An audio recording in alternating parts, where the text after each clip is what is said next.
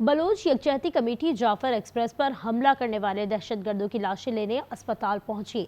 मना करने पर सिविल अस्पताल कोयटा में तोड़फोड़ की।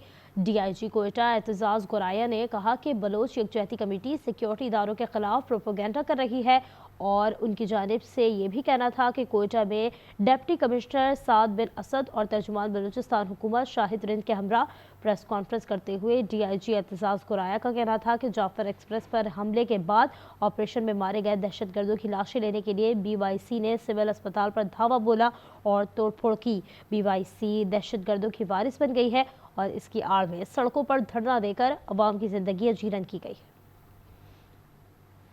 14 तारीख को 5 डेड बॉडीज सिविल हॉस्पिटल में लाई गई, क्योंकि मच में या सिपी में ऐसा मॉर्चरी नहीं है, तो इसलिए सिविल हॉस्पिटल लाई गई। तो कुछ लोग बीवाईसी के प्लेटफॉर्म से उनकी लीडरशिप समेत हॉस्पिटल्स में पहुंचते हैं कि ये डेड बॉडीज़ हमें दी जाए। उनको बताया जाता है कि जी आप इनके वर्षा को ले आएँ, जो वर्षा हैं वो ले आए और वो आके डेड बॉडीज़ को ले जाए, हमें कोई इतराज़ नहीं है, लीगल फॉर्मेलिटीज़ पूरी करने और ले जाए।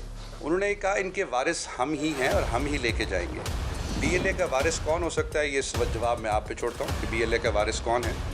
उनकी डेड बॉडीज़ ली, वहाँ से अस्पताल के जो मॉर्चरी थी उसको तोड़ा गया, वहाँ से बाय फोर्स डेड बॉडीज़ वहाँ से उठाने की कोशिश की गई और वो उठाई गई। पूरी दुनिया में कहीं पर भी इस तरह से नहीं होता कि दहशतगर्दों की आप ग्लोरिफिकेशन करें, उनकी डेड बॉडीज़ उठाकर वहाँ पे नारे लगाएं। डीआईजी कोयटा ने प्रेस कॉन्फ्रेंस के दौरान जाफर एक्सप्रेस पर हमले के दौरान मारे गए 5 दहशतगर्दों की शनाख्त से मुतालिक भी बताया है।